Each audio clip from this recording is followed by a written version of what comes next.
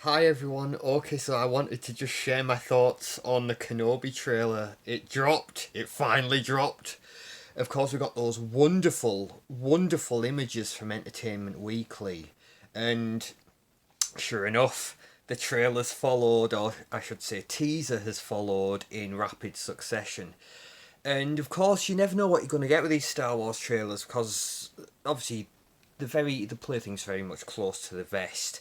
They don't want to give too much away. But honestly, we got some juicy stuff in this. You get the riffs in the music of the Battle of the Heroes, Anakin versus Obi-Wan music cue from Revenge of the Sith, and then they just crank up the Duel of the Fates, son. They know what we want. We get to see Inquisitors. We get to see a shot of young Luke. We get to see Owen. And obviously, Ewan McGregor's a beautiful man. He really, really is. And getting to see him in full Obi-Wan Kenobi mode, man, you know, and just getting it's. Full disclosure. Ever since Disney announced, that they were purchasing Star Wars, and they're going to be making new Star Wars content, I was like, I hope they can bring Ewan back in some way, shape, or form. And boy, howdy, have they delivered? Obviously, it's been a long time coming. We thought we were going to get a movie.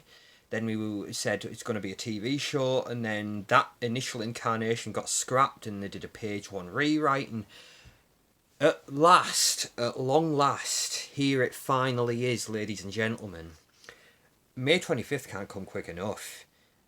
Honestly, they don't go into much detail in terms of what it's going to be about. Obviously, it's a lot of flashy money shots, of course, and obviously the Inquisitors are on the trail of Jedi, so we're going to see Inquisitors in full force.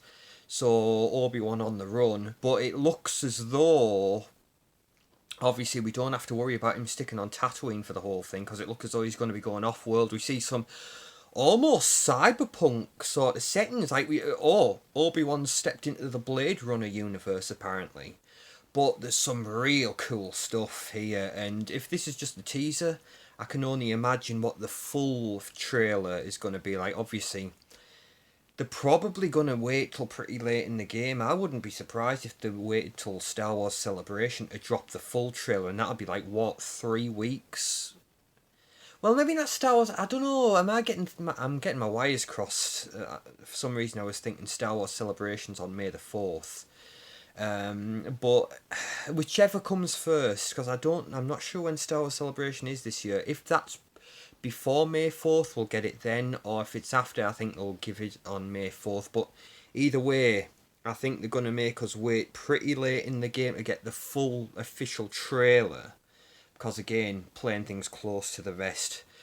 But yeah, everything looks cool. The Inquisitors look great. Ewan looks great. It's great to see Joel Edgerton back as well, because obviously when he was cast way back then, obviously an up and coming, he was a very, an up and coming actor back then.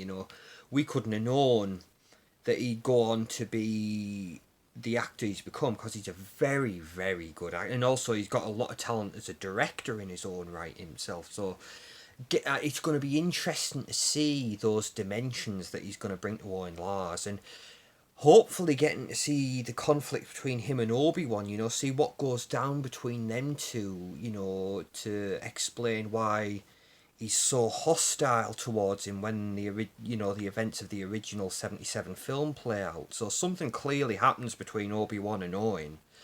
But yeah, it's going to be great. It's going to be fun. And everything looks incredible. So,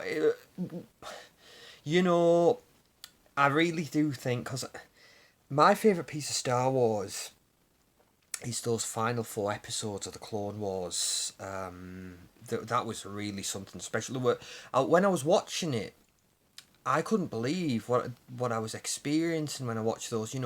Like getting to see Ahsoka and Maul, and the way they made that fight with the motion capture. And then the whole aftermath of the Siege of Mandalore. When it's it's got that Blade Runner score that Kevin Kiner was going for, and it almost felt like a dream.